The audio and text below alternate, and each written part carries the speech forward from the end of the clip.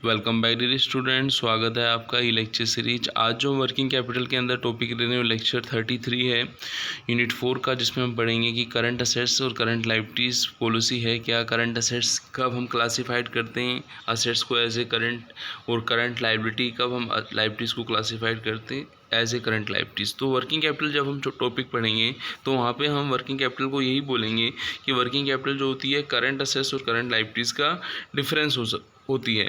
और working capital को यदि हम फॉर्मूले के बेस पर बोलें तो करंट असेट्स के अमाउंट में से करंट लायबिलिटीज़ के अमाउंट को यदि आप लेस कर दें तो जो अमाउंट आपके पास आएगा excess of current assets over current liabilities, वो क्या कहलाएगा, आपका वर्किंग कैपिटल कहलाएगा। अब हम बात करेंगे कि करंट मीन्स होता है शॉर्ट टर्म, और यदि हम असेट्स की बात करें, फर्स्ट असेट समझ रहे हैं तो असेट्स का मीन्स होता है रिसीवेबल। तो इसका मतलब ये हुआ कि करंट असेट्स की यदि हम बात करते हैं तो हम रिसीवेबल की बात करते हैं जो हमारे कैश में कन्वर्ट हो जाते हैं with in A 1 year, short term के अंदर विद इन ए 1 ईयर वो कैश में कन्वर्ट हो जाते हैं। यदि मैं यहाँ पे आपसे बात करूँ कि यदि हम बिज़नेस में अपनी असेट्स की यदि हम बात करते हैं, आपने देखा होगा जब हम बैलेंस शीट बनाते थे तो बैलेंस शीट में हम लिक्विड मेथड लेते थे। तो जब हम करंट असेट्स को लिखते थे तो हम क्या लिखते थे, तो आपको याद होगा सर, हम लिखते थे cash balance, cash in hand, हम लिखते थे cash at bank, cash at bank को हम बैंक बैलेंस भी बोलते थे, हम लिखते थे डेटर्स बिल्स रिसीवेबल जिसको हम अकाउंट रिसीवेबल बोलते हैं, हम स्टॉक इन्वेंट्री भी लिखते थे। इसके अलावा जब हम बात करेंगे मार्केटेबल सिक्योरिटीज़, मार्केटेबल सिक्योरिटीज़ में ध्यान रखना है आपको, मार्केटेबल जो सिक्योरिटी होती है वो ट्रेडेबल सिक्योरिटीज़ होती है। मतलब जो बिज़नेस के अंदर ट्रेडिंग के पर्पज़ से हम सिक्योरिटीज़ के अंदर पैसा लगाते हैं कि हमें उस पैसे की ज़रूरत पड़ सकती है अपने बिज़नेस के अंदर, ऑपरेटिंग साइकिल के अंदर हमें उसकी ज़रूरत हो सकती है, तो उसको मार्केटेबल सिक्योरिटीज़ को यदि आपसे पूछा जाए कि करंट है या फिर नॉन करंट है, तो आप मार्केटेबल या ट्रेडेबल वर्ड होने के कारण उसको क्या मानेंगे कि करंट है, कि वो ऑपरेटिंग साइकिल के अंदर काम में आता है। फिर हम बात करेंगे, हम प्रीपेड एक्सपेंसेस की बात करें। प्रीपेड एक्सपेंसेस का मतलब क्या हुआ, जैसे हम एक प्रीपेड मोबाइल कनेक्शन की हम बात करें तो हम करते क्या हैं, सपोज मान लीजिए हम कैलेंडर ईयर की शुरुआत करते हैं तो हमें आने वाले 3 मंथ के लिए, सपोज मान लीजिए हमें कोई सर्विसेज चाहिए या 1 मंथ के लिए सर्विस चाहिए, तो प्रीपेड के अंदर हमें पहले पेमेंट करना होगा, नहीं करना होगा, लेकिन वो जो आपने पहले पेमेंट किया उसका आपको बेनिफिट है आगे आने वाले टाइम के अंदर मिलेगा, शॉर्ट टर्म मिलेगा, नहीं मिलेगा, तो इसलिए हम प्रीपेड एक्सपेंसेस को क्या बोलते हैं, बोलो क्या बोलते हैं, आपको एक्सपेंसेस पेड इन एडवांस भी बोलते हैं। ऐसे ही हम देखें एक्रूड इनकम की हम बात करें, प्रीपेड एक्सपेंसेस जो एडवांस एक्सपेंसेस है वो भी अपना क्या है, करंट असेट्स।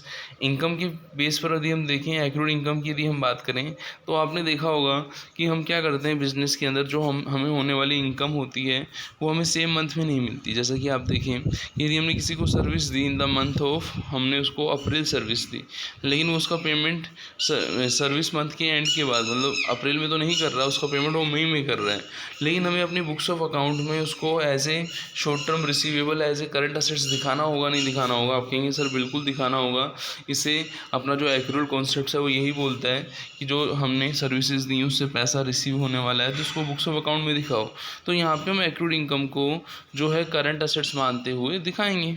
फिर हम बात करेंगे करंट असेट्स के एग्जाम्पल की। तो जैसा कि मैंने आपके सामने बताई था कि असेट्स को यदि हम करंट में क्लासिफाइड करते हैं तो उसके लिए ये चीज़ ध्यान रखनी है कि हर बिज़नेस का एक क्या होता है, नॉर्मल ऑपरेटिंग साइकिल होता है, और यदि वो असेट्स जो है इस नेचर की हैं, सोल्ड या कंज्यूम होती है with in a normal operating cycle of the entity, तो उसको हम करंट असेट्स मानेंगे, ठीक है ना।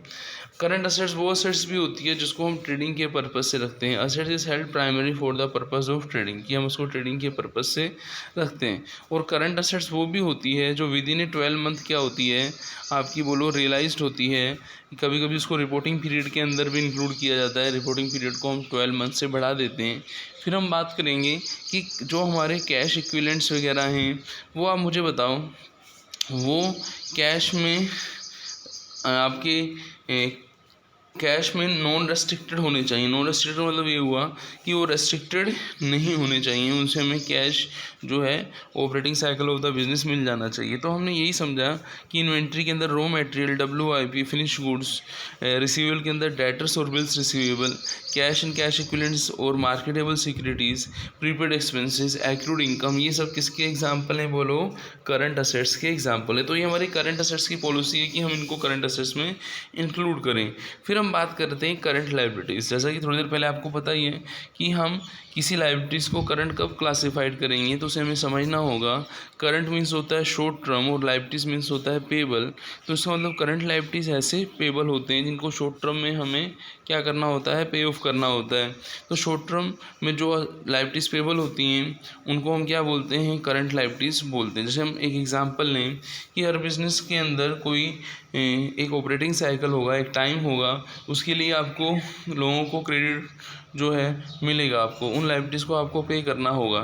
जैसे मैं आपको यहाँ पे एग्जांपल दे देता हूँ। जैसे आपने करंट अकाउंट खुलवाया है, जैसे हम बिज़नेस के लिए करंट अकाउंट खुलवाते हैं तो बैंक आपको बैंक ओवरड्राफ्ट की फैसिलिटी देता है। करंट अकाउंट में यदि आपका पैसा जमा है तो कैश एट बैंक कहलाएगा, और यदि करंट अकाउंट में आपका पैसा जमा नहीं है तो क्या कहलाएगा, बैंक ओवरड्राफ्ट कहलाएगा।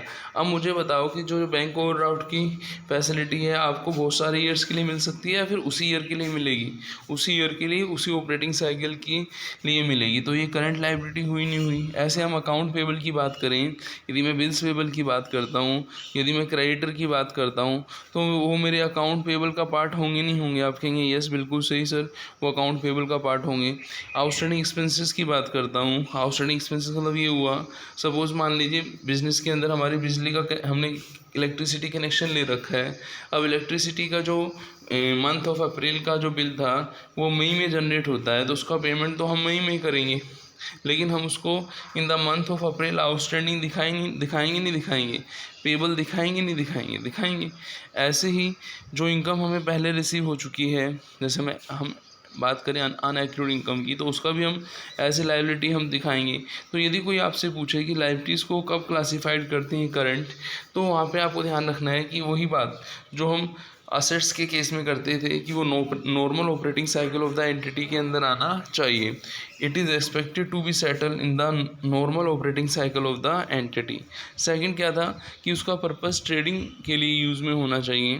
The liability is held primary for the purpose of trading, की ट्रेडिंग में यूज़ होना चाहिए। और लास्ट क्या था, it is expected to be settle within a 12 month after reporting period, कि उसका जो टाइम पीरियड है, जैसे हम बात करते हैं, हम पूरे ईयर की बात करें, हम 12 मंथ की बात करें, हम कैलेंडर ईयर की बात करें, तो हमारा जो रिपोर्टिंग पीरियड है यदि हमने उसका टाइम थोड़ा बढ़ा दिया है तो उसको उस लायबिलिटीज़ को जो है उसको हम उस रिपोर्टिंग पीरियड के अंदर इंक्लूड करते हैं। फिर हम बात करते हैं कि जो करंट लायबिलिटीज़ होती है, जैसे हम पेबल की बात करते हैं, हम क्रेडिटर की बात करते हैं, हम बिल्स पेबल की बात करते हैं, हम आउटस्टैंडिंग एक्सपेंसेस की बात करते हैं, जैसे आउटस्टैंडिंग फॉर आपका वेजेस है, आउटस्टैंडिंग फॉर ओवरहेड है। ऐसे ही हम बात करते हैं पेबल के केस में, क्रेडिटर के केस में क्रेडिटर फॉर रॉ मटेरियल है, हम बैंक ओवरड्राफ्ट की बात करते हैं। तो ये सभी हमारे आइटम क्या कहलाएंगे, करंट लायबिलिटीज़ कहलाएंगे। तो हमें ये समझ में आया कि यदि हम हमारी जब बैलेंस शीट में जो असेट्स हैं उनमें यदि करंट असेट्स को पहचान लें तो बाकी नॉन करंट असेट्स होंगी। ऐसे लायबिलिटीज़ में यदि हम करंट लायबिलिटीज़ को पहचान लें तो बाकी लायबिलिटीज़ क्या होंगी, नॉन करंट लायबिलिटीज़ होंगी। जब हमने करंट असेट्स और करंट लायबिलिटीज़ को पहचान लिया तो हमें इतनी बात समझ में आती है कि अब हमें ऑपरेटिंग साइकिल का ध्यान रखते समय जो करंट असेट्स करंट लायबिलिटीज़ हैं उनका ही ध्यान रखना है। ये हमें हेल्प करेगा, ये हमें किस में हेल्प करेगा, ये हमें हेल्प करेगा अपनी वर्किंग कैपिटल को कंट्रोल करने में। जैसा कि आपने बिज़नेस में देखा होगा कि कुछ बिजनेसमैन इस तरीके के रहते हैं, वो वर्किंग कैपिटल का मैनेजमेंट अच्छे से कर लेते हैं और वो उनका जो नंबर ऑफ़ ऑपरेटिंग साइकिल है वो एक ईयर में वो अच्छा होता है, तो उससे बिज़नेस क्या करता है, ग्रोथ करता है। तो यदि बिजनेसमैन यदि वर्किंग कैपिटल का मतलब ये हुआ कि यदि करंट असेट्स और करंट लायबिलिटीज़ की पॉलिसी पर यदि वो ध्यान देता है तो कहीं ना कहीं बिजनेस के अंदर जो प्रॉफिट्स है उसको हम क्या कर सकते हैं, बढ़ा सकते हैं।